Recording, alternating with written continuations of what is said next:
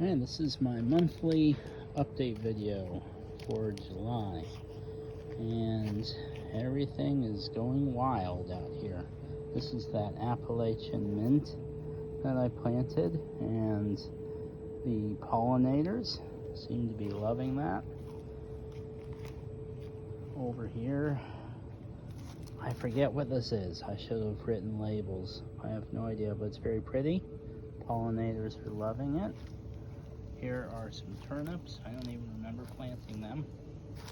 This is some yarrow that I got on sale.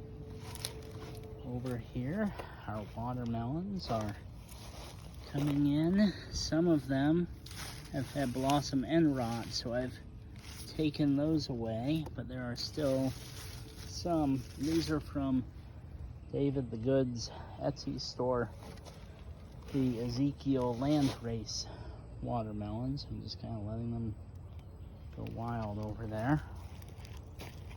And our pollinator garden looks like it's being well used by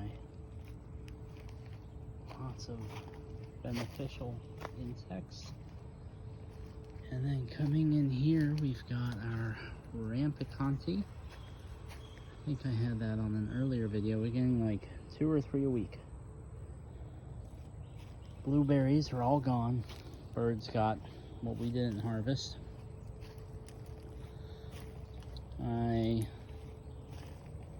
succession planted some more squash over here. You can see our Thai long beans. These have just been overtaken by aphids.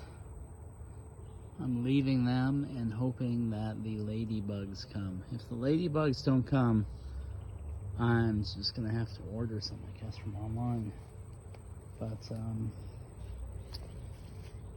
I forgot my my little vacuum. I don't know what this guy is.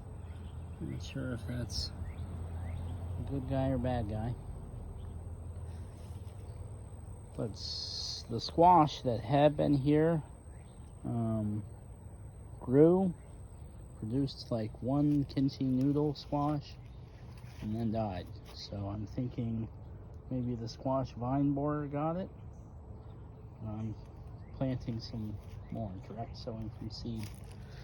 Here's that mulberry that I severely pruned. Look at this, it is already grown.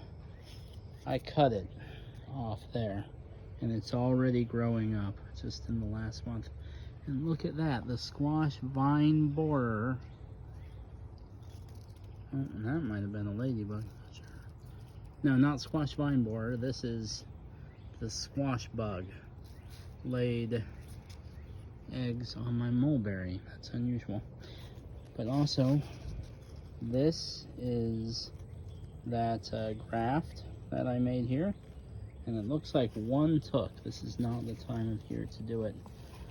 I heard you're supposed to do it in the spring, but I wanted to try it, and I am. I tried it with, I think, 3, 4 grafts, and it looks like only one of them took, but that's all right. So that's going to be a mulberry grafted onto a dwarf mulberry.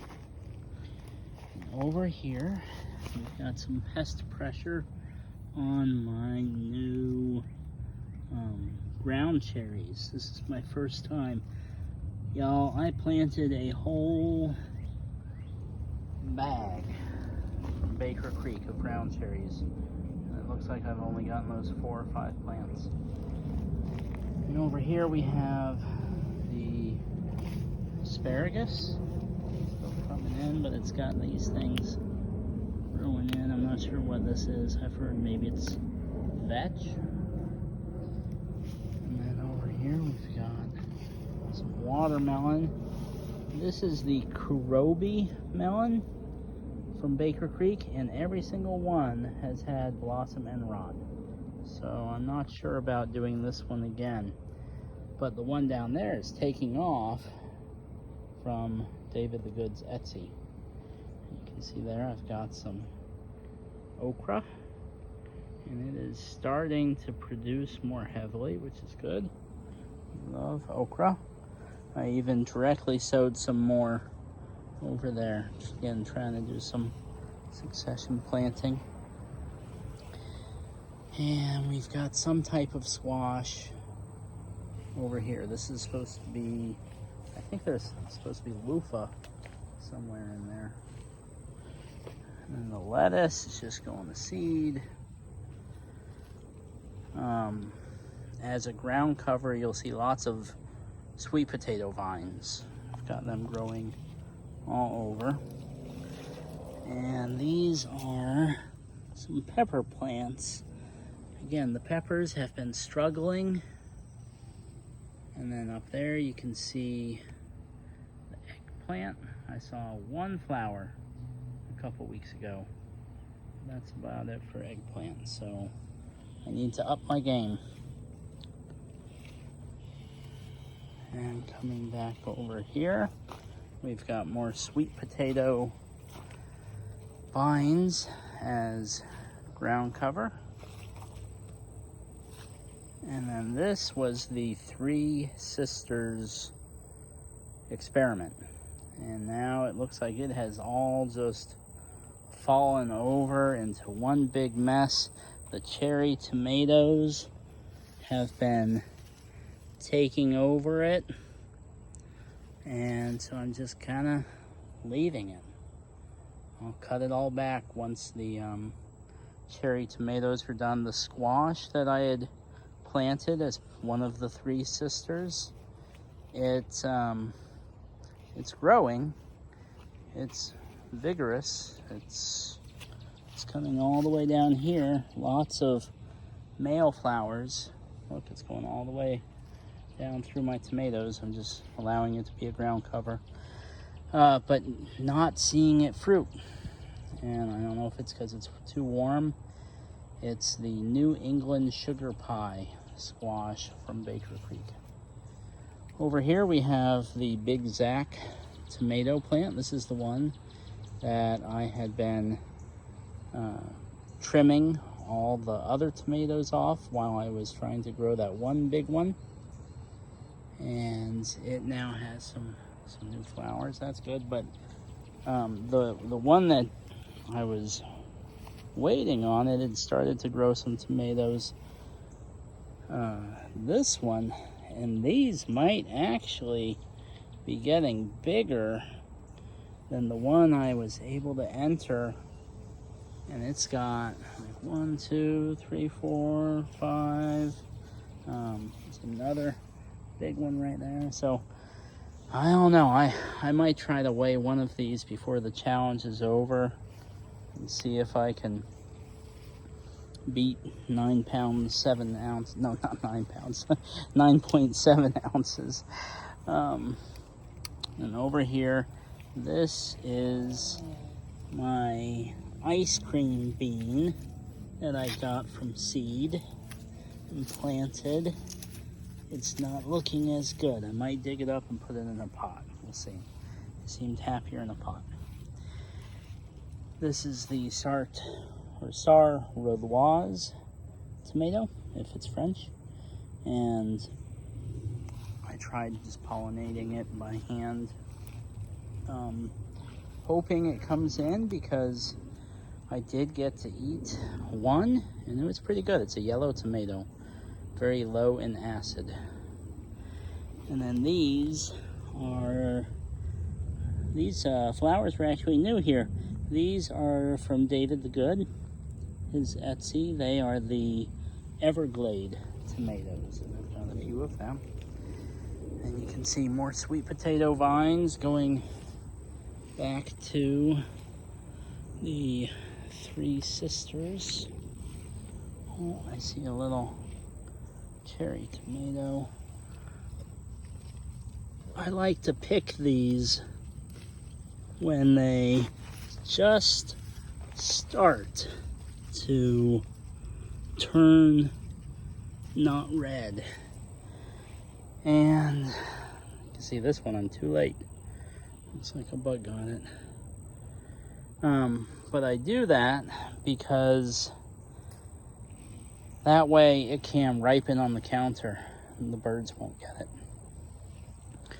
Our cucumber patch, we've been getting, I think we've gotten probably 10 pounds of cucumbers so far. I see one now. But the key with these, I've seen from other people, is to pick them often when they're small. They're small pickling cucumbers, like, oh, look at this one. This one's even too big. I try to get them when they're smaller than that.